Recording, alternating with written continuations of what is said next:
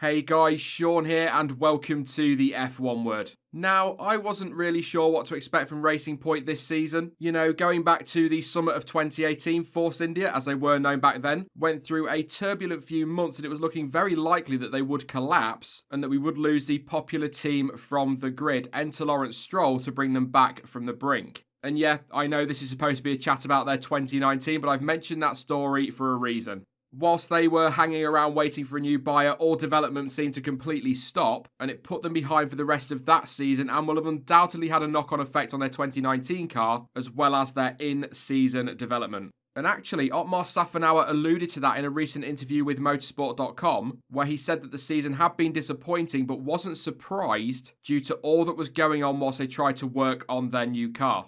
But you know, whilst I can understand why they're disappointed, I don't think they should be. Yeah, alright, they were a long way off where they have been in recent years, but surely this season was always going to be somewhat of a transitional one. They've got a lot of money being spent on new facilities, and the new owners have got some very big ambitions for that team. So even though the 2019 season hasn't been one of their best, the future certainly looks very good for them. This might be a bit of a random question, but the point I want to make is, if you are an employee of a team, would you take one rough year, if you like, for a more stable team with a better outlook when it comes to the future seasons? I would imagine most would take that.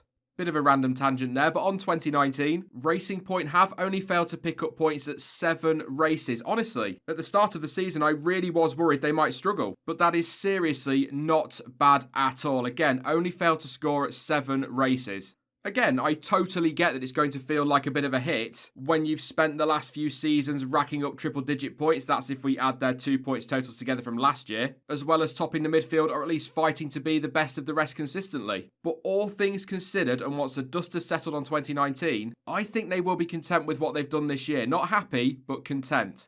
Sergio Perez has had yet another decent season, I'll say it again, all things considered, and his form since the summer break has been much closer to what we've come to expect from Checo. Prior to that, he really did seem to be struggling, especially between Spain and Hungary, where he went on a run of 8 races without a single point and a best finish of 11th. But he bounced back in Belgium with a 6th place finish and only failed to score once in the final 9 races of the year, and that was thanks to an oil leak which led to a DNF in Singapore, so not even his fault. I said in the Alpha video, didn't I, that it was a season of 2 halves for them, but you could easily say that about Perez as well. And I feel like it's gone a little bit unnoticed too, which is very Checo. He just gets on with it and often flies under the radar, but picks up those strong results. I honestly didn't realise just how much better things had been for him until I came to do the Driver of the Year livestream and went through all of his stats for the season. It will probably come as no real surprise to hear that he has dominated the teammate battles this season, beating Lance Stroll 18-3 overall in qualifying and 16-5 again overall in the races. Not even close. He's once again delivered consistency, and I'd imagine the experience that he brings has really helped that team when it comes to catching up in the development race. There is no doubt, by the way, that Perez has had much better seasons, but I think he should be very happy with a top 10 finish in the Drivers' Championship, and that second half of the season form is definitely something that will give him and the team a lot of confidence going into 2020.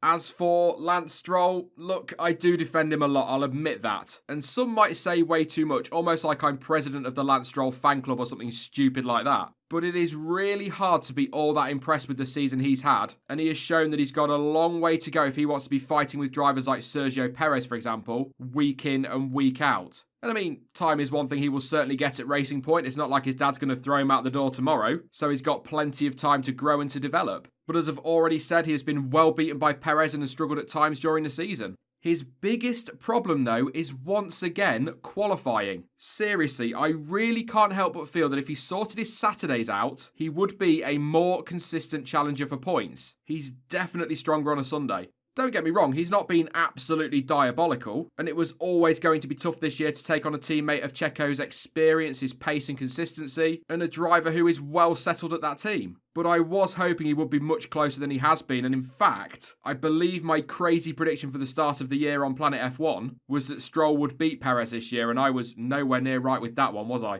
That being said, he did once again show his wet weather skills with a strong drive in Germany to take that 4th place, and he picked up a total of 21 points over the course of the year. Not great, but by no means the worst on the grid. Look, I'm not going to jump on the let's all bash Stroll bandwagon. He is an easy target after all for some people, but he has got to step it up next year. I am willing, if you like, to cut him some slack, as it is his first season in a new team, and again, it was always going to be tough to go up against Sergio Perez, a very strong teammate. But he absolutely must sort out his qualifying form, and he needs to show that he's got what it takes in the races too. Again, finding that consistency. He makes some impressive starts and once again has topped the stats when it comes to the most positions gained on the first lap over the course of the season, but frankly, that's because he is starting out of position. No, that car hasn't been brilliant at times this year, but it is far better than constant Q1 knockouts.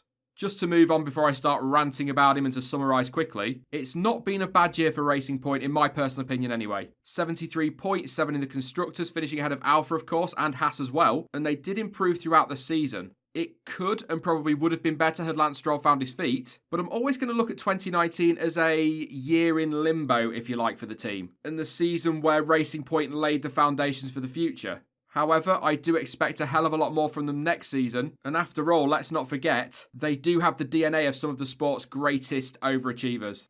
That is it then for this video, but don't forget that you can let me know your thoughts on Racing Point season down in the comments section, and also how do you feel Lance Stroll and Sergio Perez got on in 2019.